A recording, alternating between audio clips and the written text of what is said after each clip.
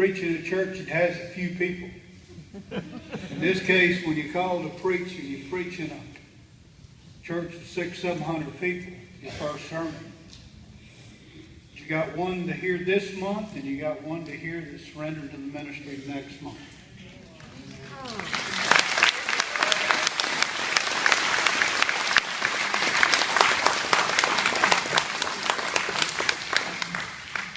All old preachers.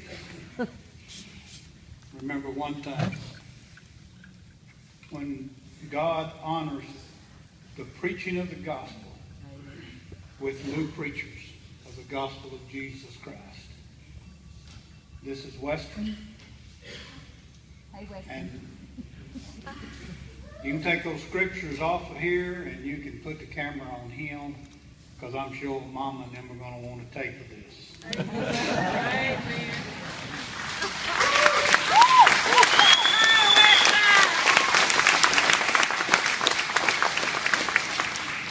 Good morning, y'all. Good morning. If y'all don't mind, I'm going to start off with the scripture. In your heart you plan your life, but the Lord decides where your steps will take you. Proverbs 16:9. We plan a lot of things. We plan what we wear, what we eat. I bet today y'all are planning what you're going to do. This morning, most of y'all are probably like, going to go to church, give me some Tres Hermanos. Then I'm going to go and, I don't know, go watch the football game at home. Well, some of our plans don't really always go according to our plan. Some fail miserably. I mean, I'm going to talk about, like, just from my references. I wish my test grades would be better in school. You know, my plan is to get better. God has a plan for me. God has a plan for me to either get better. God has a plan for me to either come up here and preach to you guys. God really has a plan for every single person in here. Amen. God will never forget about you, her, him. He will always have you in his heart, guys. God has you on his mind every single day, every single minute, every single second. Just like William was talking about, when he was hanging on that tree, he had you on his mind. Amen.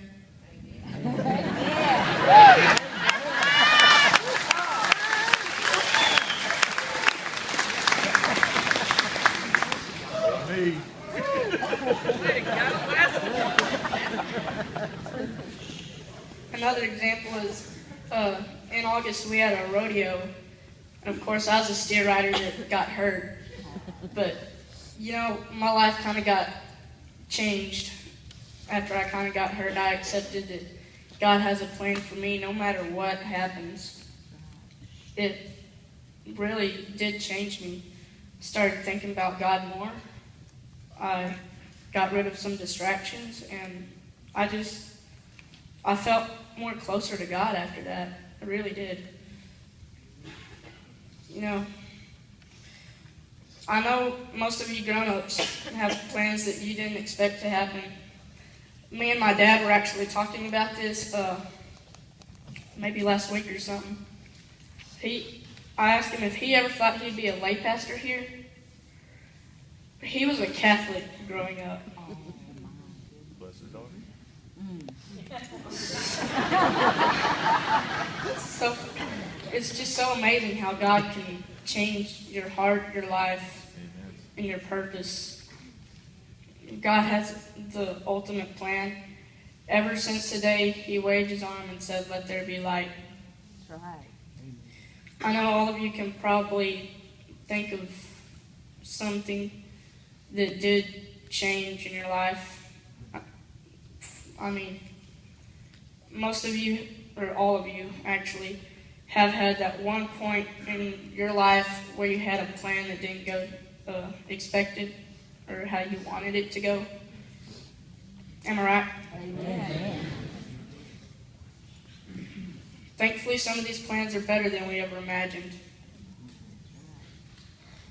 God has really changed people by his plan. God has had a plan since the day he said, "Let there be light."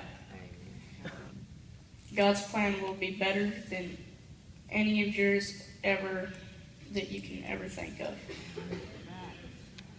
I know it's kind of short, but it's kind of it. I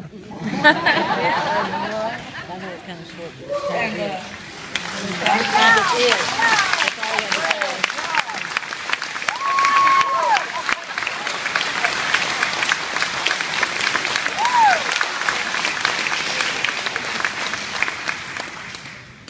I just really want you guys to think about how God has a plan for you. Amen.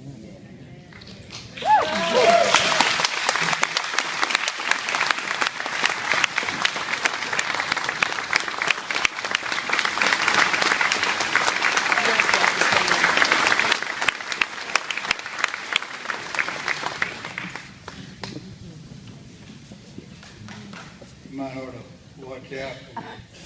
Might have a TV evangelist That's right. there.